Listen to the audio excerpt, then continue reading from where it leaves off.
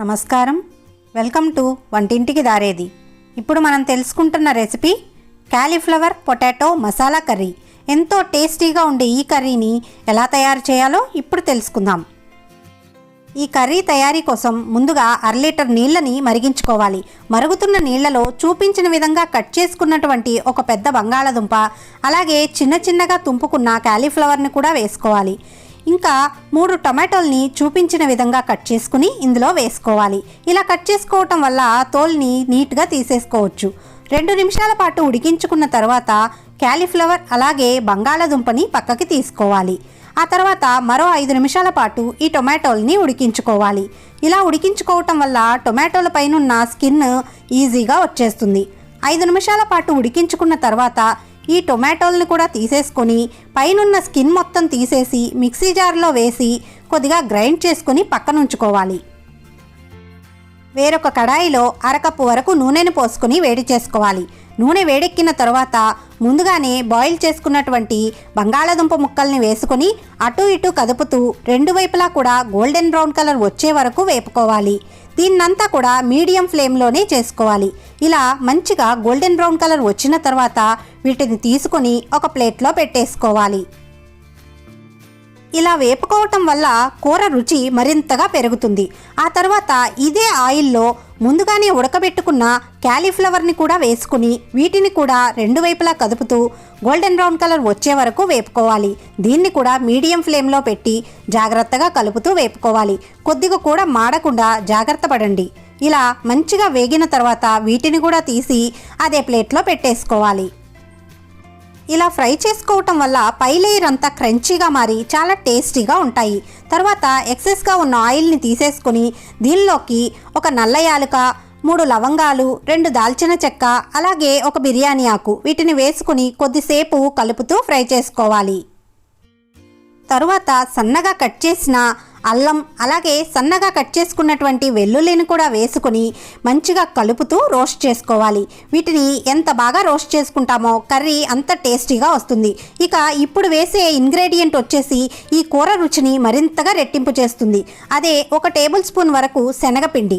ఈ శనగపిండిని కూడా వేసుకున్న తర్వాత ఈ నూనెలో మంచిగా ఫ్రై చేసుకోవాలి. ఇలా ఫ్రై చేసుకున్న తర్వాత దీనిలోకి కట్ చేసుకున్న కొత్తిమీరను కూడా వేసుకుని మరికొంతసేపు ఫ్రై చేసుకోవాలి. దీనివల్ల రుచి చాలా బాగా వస్తుంది. శనగపిండి మంచిగా వేగిన తర్వాత దీనిలోకి జీలకర్రను వేసుకుని అలాగే మీరు తినగలిగే కారాన్ని బట్టి కారాన్ని వేసుకోవాలి. నేను 1 టేబుల్ స్పూన్ కారాన్ని వేసుకున్నాను. ఆ తర్వాత ఇందులోకి 1/2 table spoon garam masala, 1/2 table spoon పసుపు, రుచికి సరిపడా ఉప్పును కూడా వేసుకుని మంచిగా కలుపుతూ ఆయిల్ సపరేట్ అయ్యేంత వరకు కూడా ఫ్రై చేసుకోవాలి.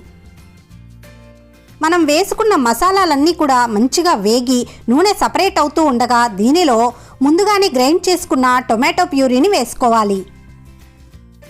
ముందుగానే ఉడికించుకున్న టొమాటోలే కాబట్టి త్వరగానే వేగిపోతాయి. దీన్ని చక్కగా కలుపుతూ వేపుకున్న తర్వాత ఇందులోకి ఇంకొక సీక్రెట్ ఇంగ్రీడియంట్ వచ్చేసి చనా మసాలా, దీన్నే చోలే మసాలా అని కూడా అంటారు. 1/2 టేబుల్ స్పూన్ వరకు వేసుకున్న తర్వాత కొద్దిగా ఇంగువను కూడా వేస్తే రుచి మరింతగా రెట్టింపు అవుతుంది. దీన్ని వేసుకున్న తర్వాత కొద్దిగా కలుపుకుని ఇందులో పెరుగుని వేసుకోవాలి. అయితే పెరుగుని డైరెక్ట్గా వేసుకోకుండా కొద్దిగా మసాలాని పెరుగులో కలుపుకొని వేసుకోవటం వల్ల పెరుగు తొందరగా పగలకుండా నీట్గా ఉంటుంది. ఇలా వేసుకున్న తర్వాత కంటిన్యూస్గా తిప్పుతూ మంచిగా మగ్గించుకోవాలి.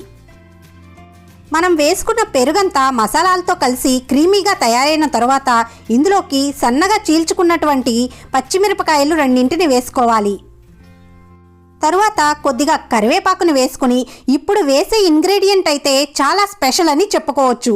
అది వచ్చేసి 1 టేబుల్ స్పూన్ వరకు మిల్క్ పౌడర్. మిల్క్ పౌడర్కి బదులుగా మీరు కోవానైనా కూడా వేసుకోవచ్చు. ఇలా వేసుకున్న తర్వాత దీన్నంతా కూడా మంచిగా కలుపుతూ కొద్దిసేపు ఫ్రై చేసుకోవాలి. ఇలా మసాలాలన్నీ కూడా మంచిగా వేగిన తర్వాత దీనిలోకి గ్రేవీకి సరిపడా నీళ్ళని పోసుకోవాలి.